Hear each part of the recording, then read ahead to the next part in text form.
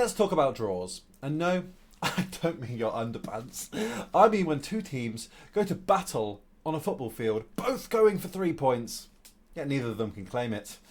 It's an unfortunate for many, but for me, I'm hoping to profit. In this video, I'm betting £1 on 100 draws. 100 draws! If all 100 games that I bet on in this video were to have drawn, I would have made £370 and 33 pence. We can't forget the pennies. That's a lot of money, and that means that we only really need a third of the games to draw for us to get our money back. And that's the aim, really, to break even and then go on to make generational wealth. You know what I mean? Wrong. Anyway, let's get into the video.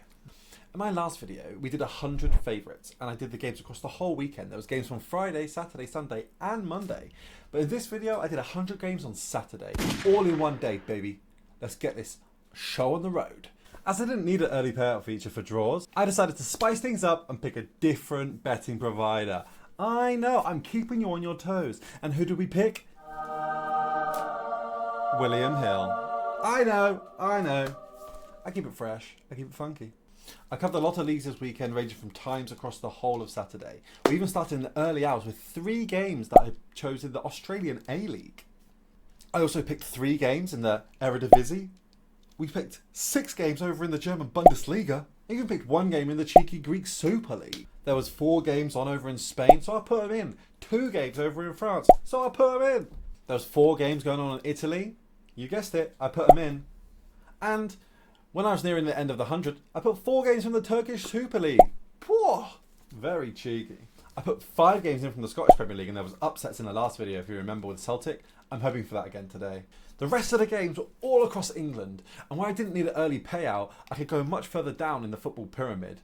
And with there being 3 games on in the Premier League, I had to cover those. There was 11 games in the National League North, 12 in the National League South. That's a lot of games. And in the National League itself, there was 11 games. That's a lot of games across a lot of national leagues. There was 10 games on in the League 2 and 10 games on in League 1.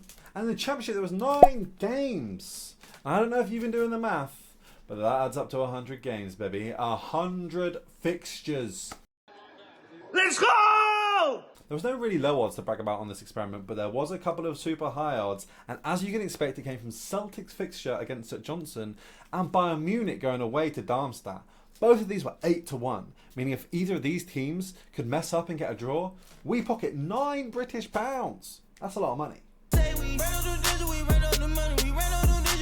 It's now Sunday, the games are concluded, and here's what I found out. Of the 100 games that we put £1 on to draw, 28% of them were drawing at half time.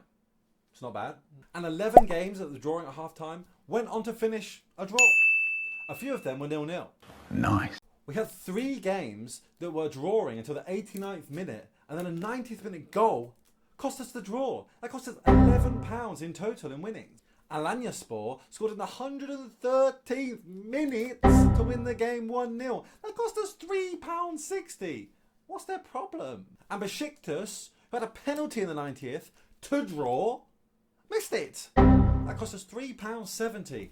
I'm not impressed with Turkish football. In the end, 20% of the games that I bet on ended in a draw. Yeah, 20 out of 100 ended in a draw. But how much money does that make me? Would I be close to breaking even? No. We pocketed £70 and 15 pence. Well, I don't think that's too bad. We lost £29 and 85 pence betting on 100 draws across the weekend. A couple of things could have been more in our favour, like I mentioned previously, and maybe we would have got up to that £80 mark, but we did not break even on this experiment. Is that higher or lower than you thought it would be when you saw the first half of this video? Let me know down below. And in the next video, I'm going to be betting on the non-favourite, the underdog. Do you think we'll make more money betting on the underdog than we did on the draws? Would there be more full upsets than there were half upsets? I don't know. Let's find out. Thanks for watching.